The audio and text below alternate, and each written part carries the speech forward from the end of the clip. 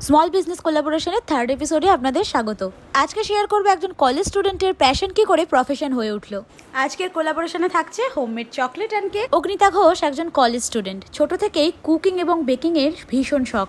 আর কলেজে পড়াকালীনই তার মনে হয় যে পকেট মানি চাওয়াটা খুবই এম্বারেসিং, তার থেকে নিজের কিছু করলে কেমন হয়। আর সেই কথা ভেবেই সে শুরু করে তার স্মল বিজনেস বেকিং জাংশন। বিভিন্ন ধরনের হ্যান্ডমেড চকলেট থেকে শুরু করে বিভিন্ন রকম কেক, পেস্ট্রি, বেন্টো কেক ও নানা রকমের ক্রিয়েটিভ জিনিস সে বানিয়ে থাকে। আমাকে সে তার বেকিং জাংশন থেকে পাঠিয়েছিল দারুণ একটা হ্যান্ডমেড চকলেট বক্স, যার মধ্যে ছিল ছোট ছোট অনেক রকমের কিউট সব চকলেট। আর এগুলো কিন্তু বিভিন্ন ফ্লেভারের ছিল। এই ক্যাভেরি চকলেটগুলো দেখতে যেমন কিউট, খেতেও দারুণ ছিল। আর পাঠিয়েছিল এই হ্যাংলাস ডে আউট হ্যান্ডক্রাফটেড চকলেটটা।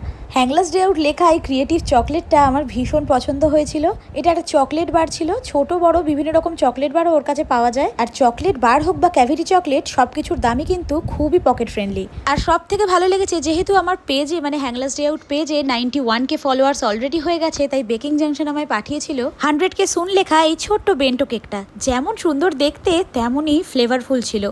আর এই কেকটা ছিল রসমালাই ফ্লেভারের। সুতরাং যে কোনো ছোট বড় পারপাসে গিফট হোক বা রিটার্ন গিফট হোক, বার্থডে, অ্যানিভার্সারির মতন বিভিন্ন সেলিব্রেশনে হোক, ছোট অথবা বাল্ক অর্ডার সবই কিন্তু বেকিং জাংশন খুব যত্ন সহকারে অল ইন্ডিয়া ডেলিভারি দিয়ে থাকে। তাহলে আপনি যদি বেকিং জাংশন থেকে অর্ডার করতে চান হ্যান্ডমেড চকলেট অ্যান্ড কেক, তাহলে স্ক্রিনে আমি বেকিং জাংশনের নাম্বার শেয়ার করে দিলাম, আপনারা হোয়াটসঅ্যাপ করে নিতে পারেন এই নাম্বারে। আর হ্যাঁ, আপনার পছন্দকে আগে গুরুত্ব দিয়ে বেকিং জাংশন কিন্তু আপনার মনের মতন করে যে কোনো চকলেট বা কেক কাস্টমাইজ করে দিতে পারে। তাহলে আজকে আমার স্মল বিজনেস কোলাবোরেশনে তুলে ধরলাম বেকিং জাংশনকে।